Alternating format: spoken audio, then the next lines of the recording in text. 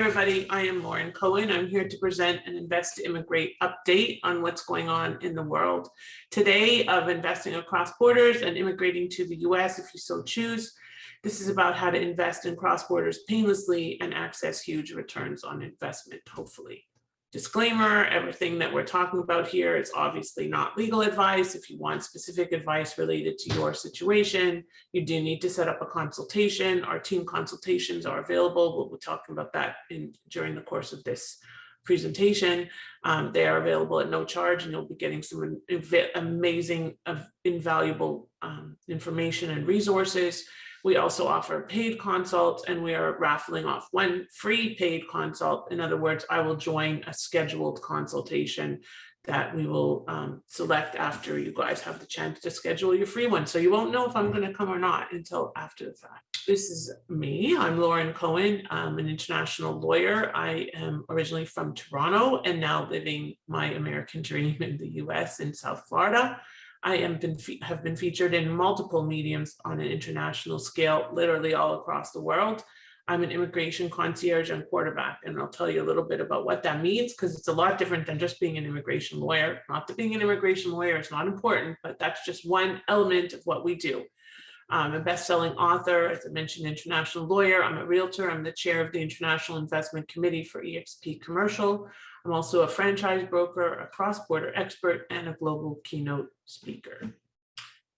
During this masterclass, we will be discussing some key points about investing and immigrating across borders, specifically considering the current economic situation and why now is the perfect time to take action. And please note, like Atish was mentioning, he wants to invest in Florida. So we have a couple of main components of our business, and one of those components is just investing.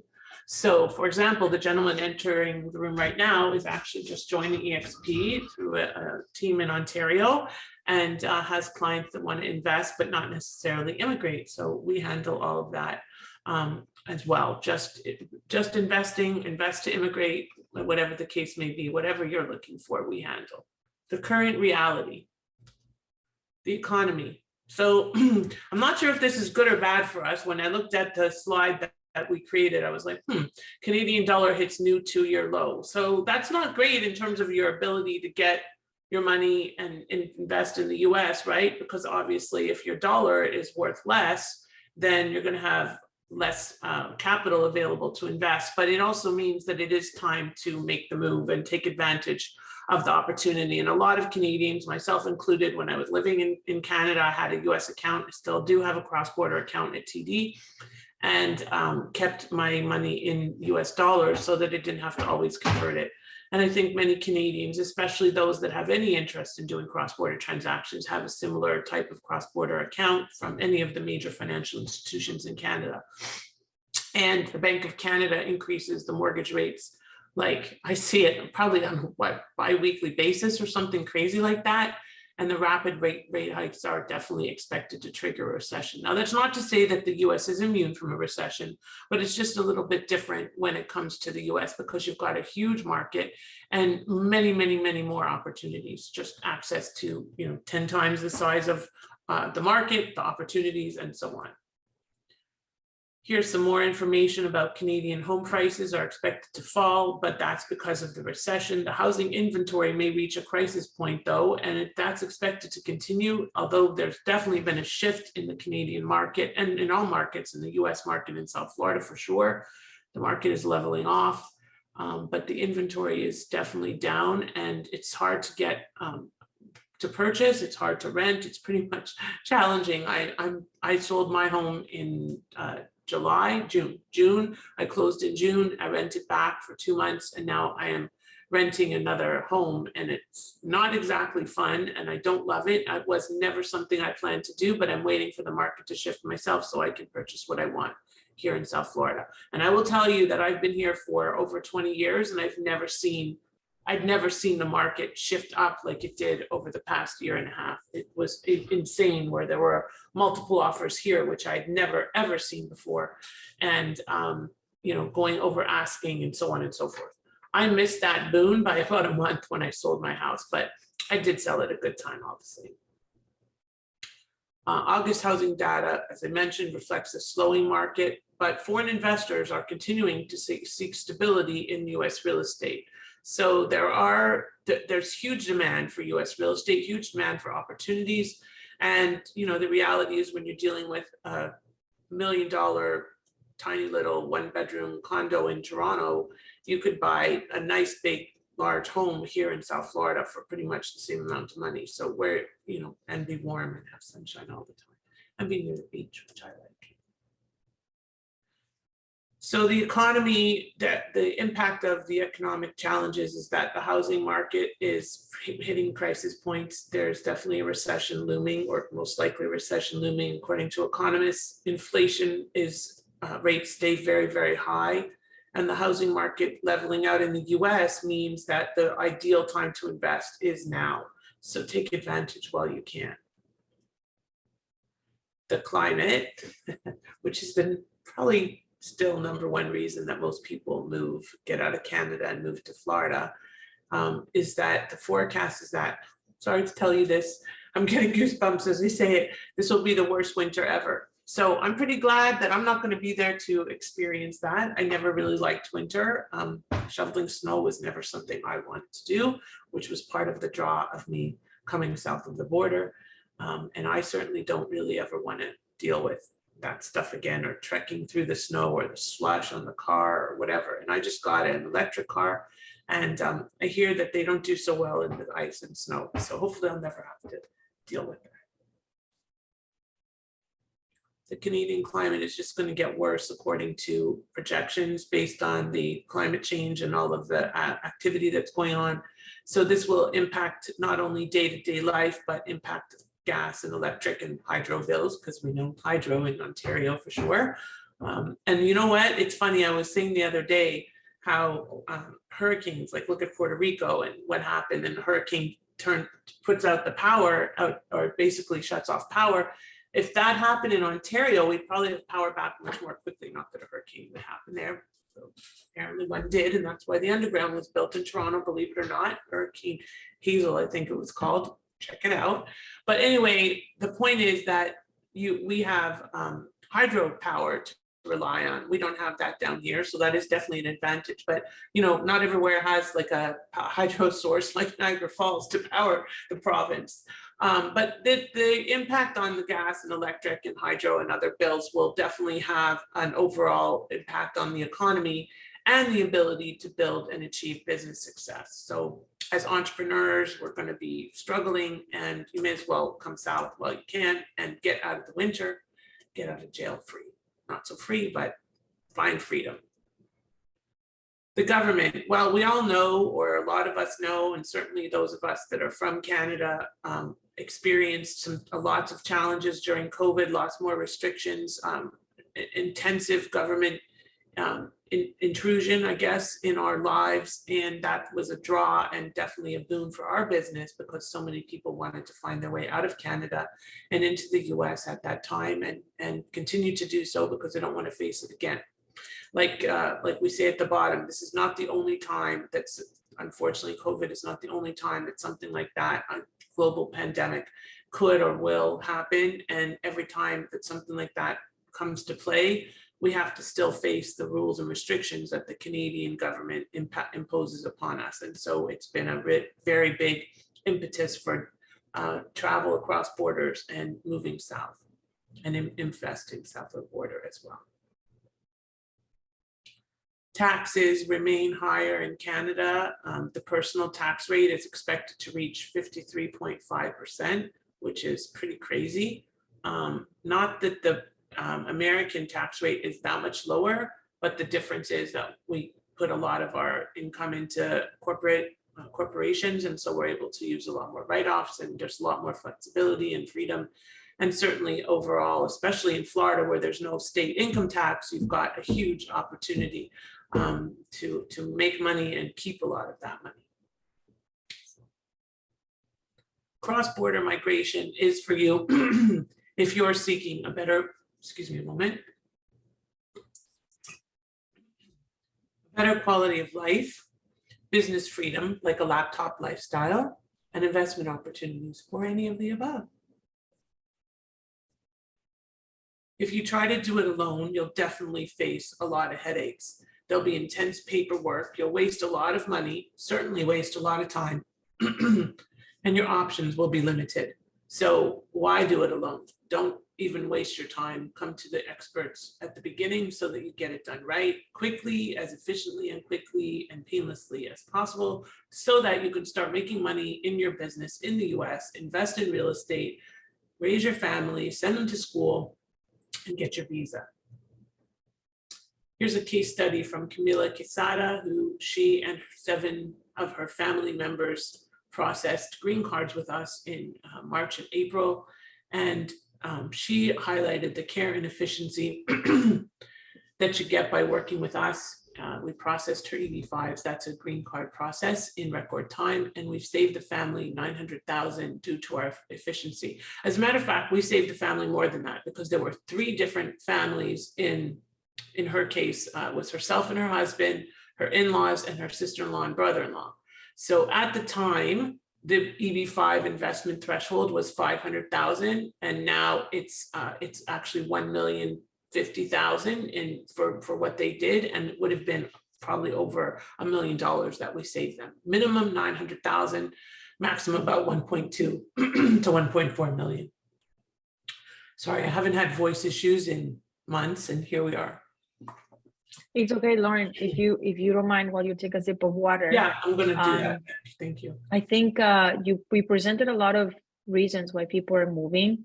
We said the economy, the tax implications, the government control and things like that. I'm just curious to know, we have about 48 people in here. What would be your number one reason why you would move or invest in the US? I want to just make sure that we're all paying attention, because we kind of rushed through them and we're giving so much information and we're kind of like drinking from the fire hose right now. So would anybody want to share? You can unmute and just tell us what you want. I see Atish says the weather and the taxes. Yep, that's a big priority. Jenny says the taxes. Yeah, the lifestyle change, Robola, for sure. The lifestyle change, I can tell you that, you know, it just living in South Florida, it's a lot different than being in the snow. Especially if you have little kids and not having to dress them up like they're going to go out to a windstorm every single time. So that's definitely something that we look into. Mary, have you ever even experienced such a thing? Yes, when I went skiing with not with my kids, but when I went skiing and I had to dress up and cover myself up, I was like, how do people do this with kids? Seriously, No, I don't know how. Yeah, so even for me, just, you know, when we have cold weather here, which is 60 degrees, and they have to wear a jacket, it's hard to put in. Just getting them in the car is difficult with a jacket, so I can't even imagine what's like. Seema saying the restrictions. Yep. Alexis is saying freedom. Chris is saying the taxes, greater lifestyle, greater opportunities, freedom, weather, taxes, opportunities. Yeah, we have a lot of freedom, people. Tanis is saying freedom from the government overreaching in our lives, whether we hate snow and live in British Columbia. Boo. Oh, in British Columbia, they don't even have as much snow as Ontario or Quebec. Wow. Tanis, yeah. I don't blame you. So did you say, Tanis, that you're currently in Arizona? Is that right? Or Texas? Or did you say that's where you wanted to move? I wasn't clear. Yeah, I'm not sure. So I think we have a lot of different reasons. And Tanya says that that's where they want to move in Arizona. Okay. Yeah. Got it. All right. And so just to be clear, I want to just bring something up. So a lot of people think that because I'm from Toronto and in South Florida, that we only can deal with people from Ontario moving to Florida, which is not true at all. We can deal with people from anywhere in the world, not even just Canada, even though that's who happens to come. I don't know why, just maybe because I speak Canadian, but they come to us, and most do want to move to Florida, but that's because, to be honest with you, so does half of the US. So Florida is just an appealing place, and it just so happens Miri and I are both physically here, but we have clients that are moving all over the country. The 3 most popular states are definitely and probably always going to be Florida, Texas, and Arizona. I think because they have the most freedoms, they have the best taxes, and obviously the weather is a draw. I mean, we have clients that move to Michigan and Ohio, and I wonder like why. I get that there's still a better opportunity, but if I was going to move, obviously, look at me, I did. I wasn't moving to another cold place. I was moving to warmth. So, but some of our people have their kids going to school or raising their own families in those colder states. So they might have a winter place in Florida or something like that, or Arizona. And, you know, obviously it depends on where you are in Canada, because if you're in Vancouver or Calgary or Edmonton or something along those lines, you'll probably be more inclined to move somewhere west like Arizona or Texas, and everybody from the East Coast tends to move down here. But there are exceptions. We have a Vancouver family right now that is moving to Florida, so it just depends. All right. And Lauren, I wanted to mention Tammy Williams, big shout out to her. She's in the Facebook Live. So if you're watching us from Facebook, from the Facebook group, just say hi. We'd like to acknowledge that you're here with us as well. So whether you're on Facebook or on Zoom, thank you for joining us. And yeah, thank you, Lauren. What is LTB? Long-term, I don't know what LTB is, Indra. Must be something to do with winter. I know it's what's that thing called? SADS, right? Sudden seasonal affect disorder syndrome. I definitely had that when I was working in Toronto and had the little window in my office, and I would look outside. It was gray all winter long. I mean, that's very depressing, right? So anyway, we'll go back to our presentation and hopefully my voice will hold out. So let's move on past Camilla to Caesar. So Caesar is from originally Newmarket, which is just outside of Toronto. And he had gone to many different service providers and not gotten anywhere. And I had the opportunity to work with him. He was actually I think our first client that went through our full service program and got his visa. He actually got it probably about, I think it was in January. I think it was in January. And then he and his wife and their kids moved down here, and we had the opportunity to meet them for dinner. And he's building up his property management franchise, and they purchased a home in the northern part of Palm Beach County. And we really hit it off. He became like a big brother to me. So that was wonderful. And that is what tends to happen with most of our clients. And I think that that's, you know, sometimes unfortunately a little challenging for us, because as the clients that are on the call know, I can't help myself. I'm always responding to them because I feel very responsible. And yesterday I met a mom from my son's grade, and she's moved here a few years ago from Toronto. And she was saying how the lawyer that she worked with just missed so many things. It's not that she missed the things that she needed to know. It's that there were so many gaps, like not knowing what happens to your RSPs, not even necessarily knowing what an RSP is, not knowing what happens to your taxes, not having a cross-border tax person on your team. Just the whole gamut of things that can fall through the cracks if you don't have somebody that does understand both sides of the border and did file taxes, for example, in both countries. And it's just so important, because you don't want those gaps to happen. Those gaps are what can cost you, in her case, hundreds of thousands of dollars, and it's very debilitating.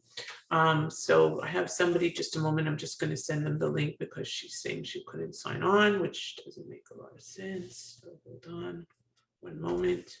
Just give me a second, please. Apologize. I just want to have everybody have the opportunity to be here that wants to be here. Maybe. Lauren, they replied landlord tenant board. That's what oh yeah, that's a whole different story down here, right? I completely forgot. I used to do some of that stuff, but yes, down here you don't have to deal with, I mean, it's very landlord friendly as opposed to tenant friendly. Like Ontario is very tenant friendly, right? And also the cap rates are really low and the prices are really high. So yeah, you'll make money when you sell, but in the meantime, you want to have an ongoing cash flow that's really challenging to achieve in most provinces in Canada.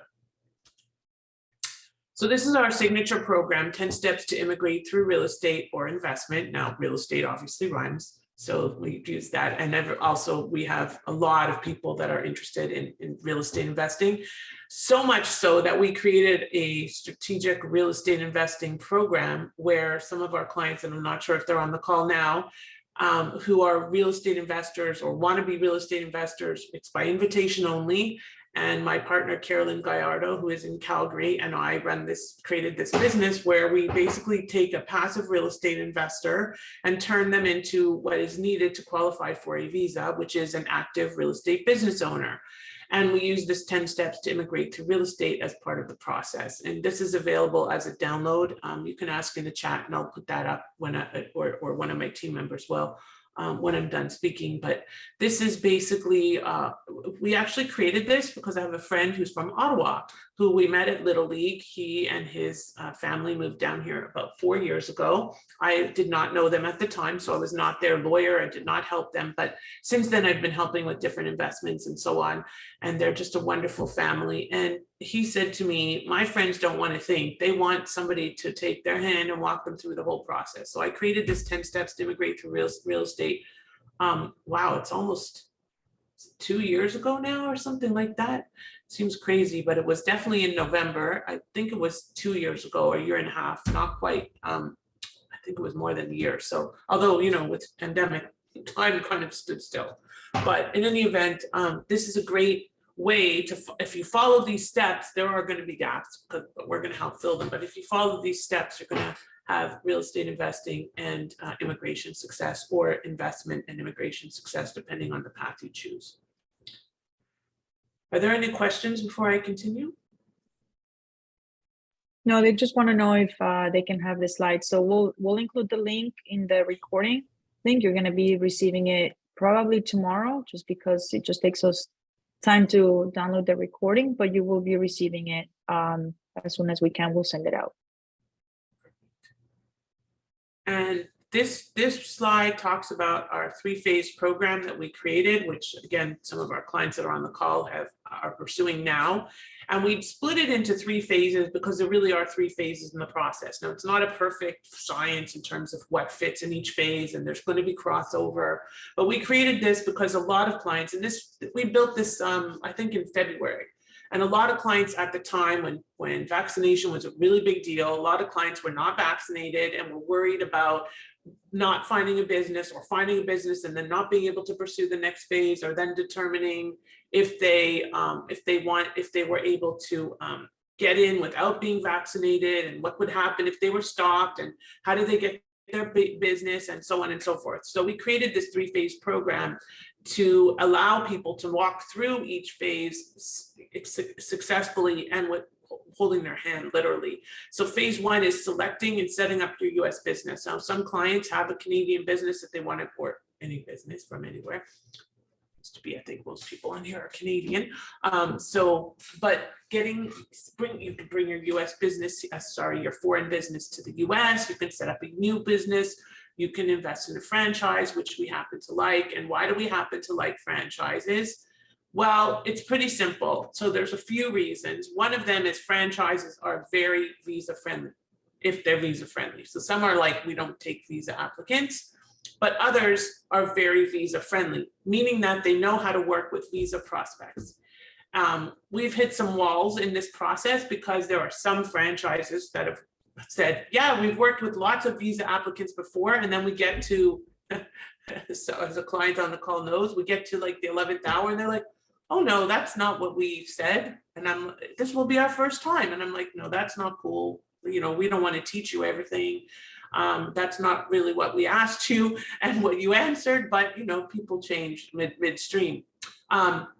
So we like franchises because they're turnkey. And in my opinion, when you are moving to the US, as somebody who's done it, okay, Miri was young when she did it, so it was her family. Me, I did it on my own. And you think it's so easy, and it's not. You've got like banking issues, tax issues, currency issues, children, when you have children, school issues, like the children should not be put in, well, should not, because if you do, you're compromising your visa prospects, but should not be put in public schools while you're waiting for a visa, because they don't have status. And even if the public school allows them in, it's compromising your visa opportunities. So private school is okay, public school not, and private school only if they allow it, okay? But you don't want to be what's called a public charge and create a problem, and so on and so forth. So anyway, phase one is everything you need to get your business set up, get your tax ID, set up your your entity that you need, your company, your corporation, your LLC, your S corp, or not your S corp, but your corporation, whatever the case may be, depending on what is advised by our tax advisors and then our asset protection attorneys. So it's a whole process that we go through where you're going to speak with each of these people in the right order. Doesn't mean, again, that there's not crossover, but the key is that you cannot file a petition for a visa without having the business in place and the tax ID. And you can't get the tax ID without having a business set up. And you don't want to set up the business until you know what business you're buying, setting up, or investing in. And you can't get a bank account until you have a tax ID. So every step leads to the next. Some of them are dependent on prior and some of them are not. Phase two, now you have your business in place, you know what you're doing, you have your corporation set up, you have everything in place. Now you start working on the business plan. The business plan is always the single most important document in any visa application. It is not the same as a business plan that you would write to raise capital. Because think about it, in this case, you want to show you're employing as many people as possible, because employment is a key to a visa, hiring people, having an economic impact. To raise capital, they want you to hire as few people as possible. Okay, so don't think that a business plan that you've seen for a venture capital raise or anything to do with finance is the same as a visa business plan. It is not. The return on investment in the visa business plan is always going to be the visa from your perspective.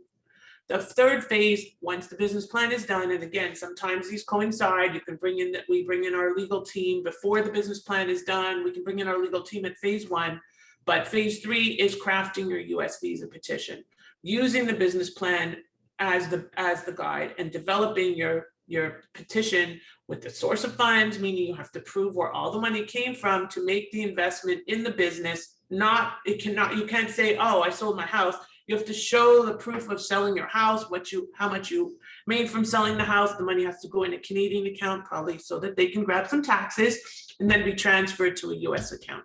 And it should all be done in a systematic way to avoid problems and challenges. It does give you the link here for a free consult, which I believe our team is putting in the chat, and you can set that up at any time. I can't guarantee that this is going to be free for much longer because we have been talking about making it a paid consult to avoid anybody missing it, because as we all know, when things are free, sometimes people don't respect the time. And so we try to be very diligent about that. And please understand, if you do set up a free consult and you aren't able to make it, you need to give us 24 hours advance notice or we won't be able to reschedule it. Okay. Lauren, I also want to add, because we're talking a lot about updates about what's happening after COVID and the economic situation and everything. We've had really crazy things happen of like setting up your US business and entities. I think there was like a month delay in Florida at one point. And some of our clients had a different advice from one of our tax, border and asset protection team to make sure that we can set up their entity correctly. So this is just one thing that you can come up when you're going through this journey that you just don't know, a whole month of waiting just to set up your entity, where it could easily take just maybe like a week. So little things like that have happened. Thankfully, right now we're down to a normal time. But that's something else that likely to change in the winter for sure. Yeah. How much do you have to invest in real estate to get a visa? Yeah, there's no specific answer for that because it depends on what you're investing in, how you're investing, your return on investment, how many people you're employing. Generally speaking, you'll need at least 8 units that are generating a significant income, meaning over 100,000 net generally. And again, it's going to depend on what you're setting up. And it has to be a real business. So you're not going to invest in 1 or 2 single family homes. You're going to invest in multifamily or multiple single family homes or a significant flipping business and rent rehab, the BRRRR method. And all of that. So we look at each case individually. There is no hard and fast rule about what you have to invest or how much is the minimum. So if you do sign up for a consult today, as I mentioned earlier, I will be attending one. We'll pick one and I will join at no charge. We usually charge $397 for consultations that I'm included in. And in this case, you'll get one for free. So why not take advantage of the free opportunity? And if you only want to invest, this slide is super helpful about the 10 steps to successful US real estate investing. Now, these steps need to be followed, and so many people do not follow them. So many Canadians set up a US LLC and think that they're done and that's good enough and that's it. And that is so wrong, because if you do that, you are going to be subject to double taxation if remaining in Canada and a Canadian taxpayer as soon as you bring money back across the border. If you leave everything in the US, you're not going to have an issue. But if you do bring any income back across the border, it could potentially be subject to double taxation. So be very, very careful about how you do invest. And if you invest, you probably are going to want a dual entity structure, no guarantee, because we don't just give, like as Janice knows, we don't just say, hey, this is how you do it for everybody, because it's not true. We first introduce you to the tax guy and then bring in our transactional asset protection person to help implement what the tax guy advises. And by the way, our tax guy happens to be from the lovely city of Ottawa, Ontario, Canada, and he now lives in Boca Raton, Florida, USA. So he made the move, and he can tell you all about it. Sorry, my groceries are being delivered. And also, it's important to note, Lauren, this is if you just want to invest, not necessarily live in the US. And I think maybe this is a good opportunity to show the difference. Sometimes people want to invest and still get a visa. So I think maybe people have questions about that, because a lot of times maybe we don't talk about it enough. So maybe, Lauren, if you can explain maybe the difference and some of the benefits of actually getting a visa, even if you don't want to live in the US. Sure. Yeah. So thanks, Mary, for pointing that out. So a lot of people are also under the false impression that if you get a visa, you have to move to the US, which is not true. So actually, Victoria and I met through my client, Jay Facette, and Jay got his E1, which is a treaty trader visa, about 2 years ago now. And the reason he got it was so that he didn't have issues at the border. He could get a social security number. He would be able to earn more income in the US, not have to take it back to Canada, have his entity set up here, and so on and so forth. And number one, as I mentioned, get a social security number. Now, Jay is not planning on moving anytime soon. As a matter of fact, Jay is currently in Mexico, but he is not moving. His kids play hockey. He really had no desire to ever live in the US, but he wanted the visa. And a lot of clients do that. We had a consult yesterday with a client who just wants the visa so that they can travel back and forth and build their business. And that's a very viable reason. You cannot get a social security number without some type of a visa. So your access to capital is always going to be limited to some extent, even though we have a lot of resources available, because you can't build credit. And if you can't build credit, you're going to be somewhat limited in terms of that access.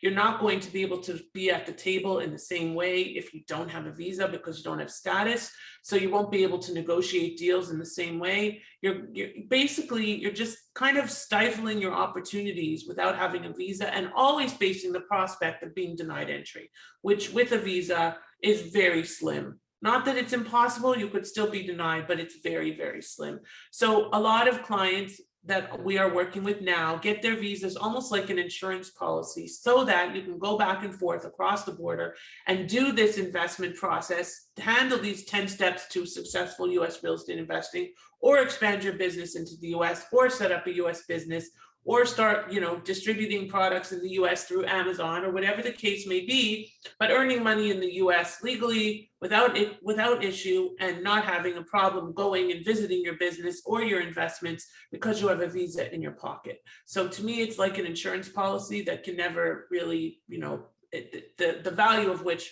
cannot be underscored enough. Does that answer the question, Mary, do you think? Yeah, I think so. That was great. Thank you. Absolutely. And if anybody has questions, feel free to post them in the chat. We'll wait until Lauren has completed the presentation, and we'll try to get to as many as we can, okay? All right. Well, actually, this is the end of the presentation. So I think what we'll do is have a little chat or a little discussion. I'd love people to come up and just speak, because this, it's an opportunity to access me for free, because I'm here. But what I do need to do right now, because my groceries were just delivered, I'm going to leave this to Mary to talk a little bit more about the 3 phases in our program and so on.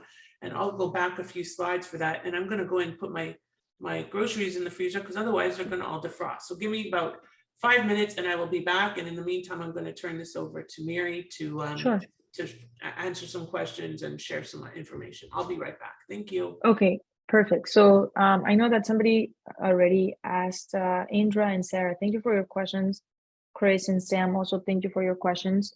We'll get to them as soon as Lauren gets back. Chris, actually, Lauren was talking about just any types of visa. She didn't go into any visa specifically. So she was just mentioning the benefits of getting a visa.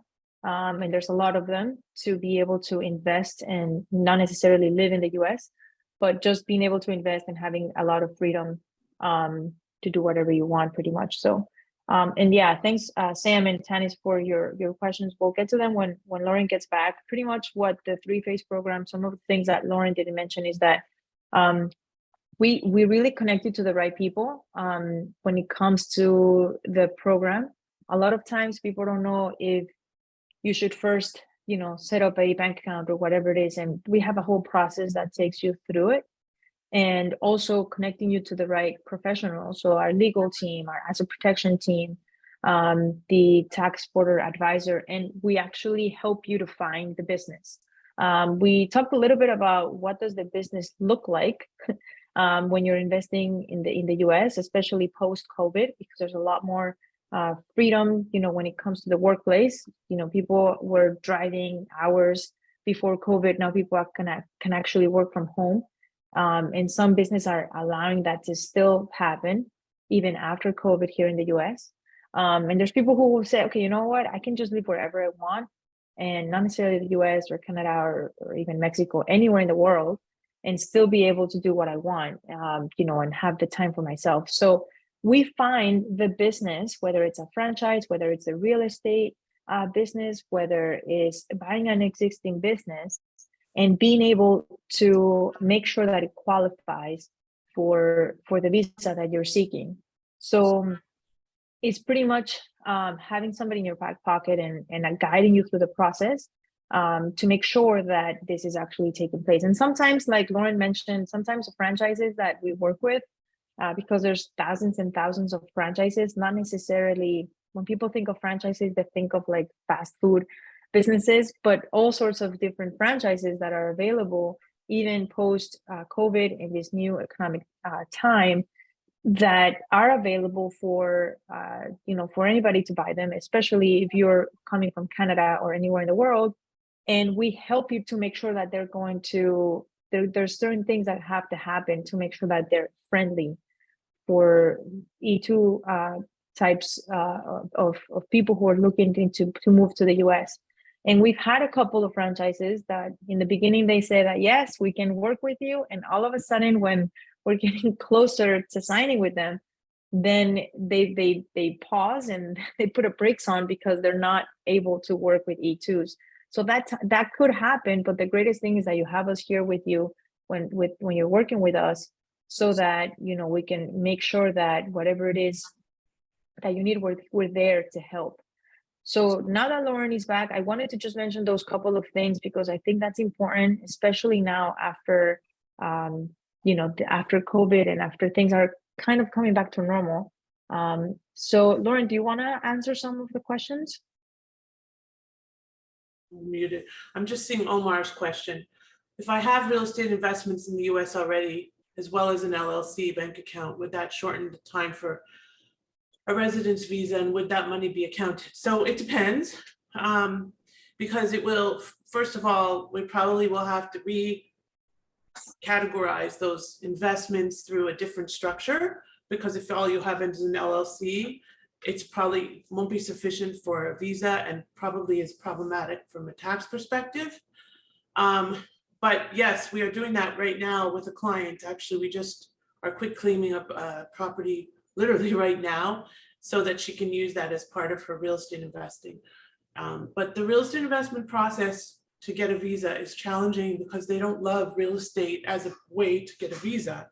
That's why we created strategic REI. So we could probably share the link in the chat for them to learn about it, but it is by invitation only because we have only a select, we can only select a few prospects to speak to, consult with about helping them to set up their US business because it's very, very labor intensive on our part. I had a green card that gave up, but its social security number is active. You cannot regain your green card once you lose it that I know of. That's a very, very complicated process. You can use your social security number, but you basically are starting over.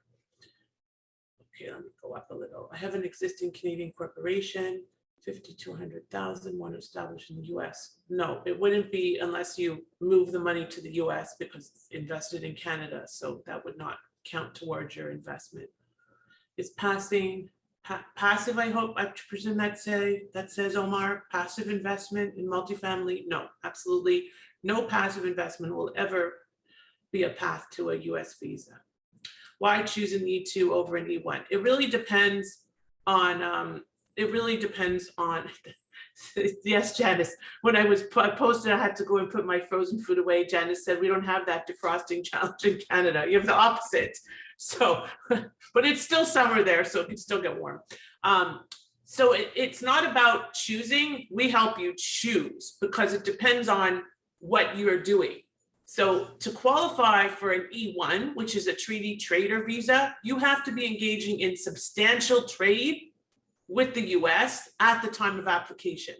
That's well over 100,000 in trade, and you have to be at least 50% trading partners with your US trading partner, okay? So it's not about choosing, it's about what works for you. Some clients will be L1 candidates, which does lead directly to a green card. And an L1 is an intercompany transfer of a senior executive or manager, but it's not for a company with 1 or 2 employees. It's for a company in Canada with multiple employees, transferring the senior executive or manager or owner to the US company, which does lead to a green card. Now, an E2, some clients start with an E2 because it's 5 years for Canadians, and then move to an L1 after a year or 2, because then you move into an L1. It's instead of a new office L, which is 1 year, you move into an existing office L, which is 3 years. And during that time, you'll be able to apply for what's called an EB1C, or a multinational executive or manager, which is a green card. So that's the route that you would probably take, depending on if you also have a foreign entity. Just purchased a property for $770. I don't know, Dip. Unfortunately, I can't answer that question. It's not about how much the property was purchased for. It's about your return on your investment. It's about how that looks in your portfolio. That's why I'm also a realtor, so that I can help with all of those things as well. What if one parent is a US citizen? I'm not really sure what you mean. Do you mean for your children, or by Brian? I'm not sure what you mean by that. Is it for you or your kids, or advisable to go the citizens route? So, I'm not a tax advisor. Okay. So one of your parents is American. Okay, then if you're over 21, it's going to take you 14 to 20 years to get a green card through your parents if you're over 21. Okay. Any other questions? I'm sure there are. Can you? Yeah, we had some of Sarah. TN does not convert to EB5. EB5 is separate. I think you meant, does TN convert to a green card? And no, they're conflicting intent. However, to be honest with you, that's kind of what I did. So there are always ways to make it work. But EB5 is an investment-based visa. And so or green card, I should say. So we can apply for it while you're in TN status. There's usually some workarounds. You have to just be creative. Let's see, can I reclaim a green card? Okay, I already answered that, I believe. Freedom from, we want to diversify. Okay, were there any other questions that I missed? From start to finish, how long does the visa process take? It's different for everybody. It depends on how focused you are, where you are in the process, how you can, where you are in the process, how quickly you get started, how quickly you respond, how quickly we choose the business. It can be as short as 3 months to filing, and sometimes as short as 4 months to interview. So I'll give you a perfect example. We have a client who did our strategic REI initiative with us. And this client, they started a while ago, but it took them a while to figure out what they wanted to do. And then we started investing in real estate with them and so on. And then they were really worried because they're already in the US and they needed an interview as quickly as possible so they wouldn't have to spend the winter in Canada. And so they got an interview date, May 30th. We filed 2 weeks ago, I think, or something like that. So I said to them, like I've done with all my clients in 2022, every single one that has filed in 2022, I've said, we can apply for an expedited interview after you submit. And guess what? Their interview that was for May 30th is now for October 12th. So they are going in 2 or 3 weeks for their interview to get their visa. So it's all about being creative and all of that. And actually, as of now, there are no vaccination requirements. There was never a vaccination requirement for an E2. There is a vaccination requirement, I believe, still for a green card, but that shouldn't impact you at this point. And it's always possible to get $100,000 investments, but we'd have to talk about that. I'm not going to give you that guidance on here. There are lots of states that have units for under 100,000. Even Florida does. So it just depends on where you look and who looks for you and what you're seeking and so on. And anything else?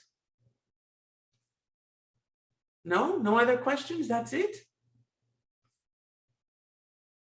Huh. Okay. Great. So Well, we will be everyone- sending the recording. If anybody wants to review this information, as well as some other links. Okay, so I know people were asking and messaging me. Yes, we will send the recording as soon as we can.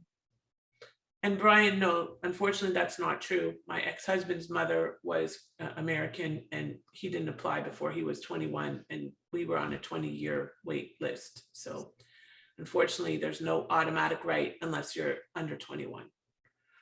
Okay, and I'm a realtor in Florida, but I work with investors that are literally investing all over the country, literally all over the country. You name it, I have partners there. So in the past and for many years, the minimum, it won't be back to 500,000 ever. It's 800,000 is the minimum now, and I don't think it will ever go back. This is a 5-year minimum for sure at 800,000. And the only thing that's going to happen is it's going to go up. So I don't anticipate that happening. Family visa. I'm not sure what that means, but when you get an E2, your spouse and children get derivative visas to live in and go to school here, and your wife or your spouse, sorry, your wife or husband gets an employment authorization so that they can work or run their business or even get the real estate license and sell real estate. So your children and your spouse are included. The EB-5 covers everybody, children under 21 and yourself and your spouse for green card. So a lot of people that have multiple children choose to do this because it's actually not that expensive to invest 800,000 and get, like, say you have 4 kids, you get 6 green cards for that 400,000. I'm sorry, for that 800,000. I'm not sure why I said 400. What happened with those 500K? Can you invest? No, there's no 500K anymore. Oh, the 800, yes. Can you invest it? Or no, it doesn't go to the government. You invest it and you have a return on your investment that varies from 1% to 8%, depending. I even have some opportunities that are expedited processing that we're working through right now. So it all depends on what you want and how quickly you're looking to do this. But for Canadians, I always recommend doing an E2 as well as an EB-5 because you will be waiting for at least a couple of years to get that conditional green card. So anything I missed, please, children will be treated as residents. Children are not treated oh no, when you have a visa, children are treated as residents for the purpose of going to school, yes, so you do get that discounted tuition. 800K investments, how quickly can we enter the US on a visa? When you get the conditional status. So that's why I'm suggesting to do an E2 because it's much quicker. You'll be waiting at least a year really to get that conditional green card, depending on how quickly we process and the turnaround time at that time. At least a year, and that's only in the expedited options. If we go for a non-expedited option, it's going to be more like 2 to 4 years. Any other questions before we sign off for today? Just a reminder that if you wanted to schedule the consult right now, they're for free and it's with our team. So Lauren is actually going to be choosing just one. We'll do a draw for Lauren to attend the consult. We have some people who already scheduled the consult. So we'll put the link in the chat one more time in case you wanted to take advantage of that. And you can ask us more questions, particularly about yourself, and see if we can help you to make your dream come true. All right, great. Thanks everybody for joining us today. Take care. And for those of you who celebrate, Happy New Year for the Jewish people in the room, including myself and Miri. So that's on Monday and Tuesday, Sunday night and Monday night. And so enjoy your apples and honey, and we'll see all of you soon. Thank you.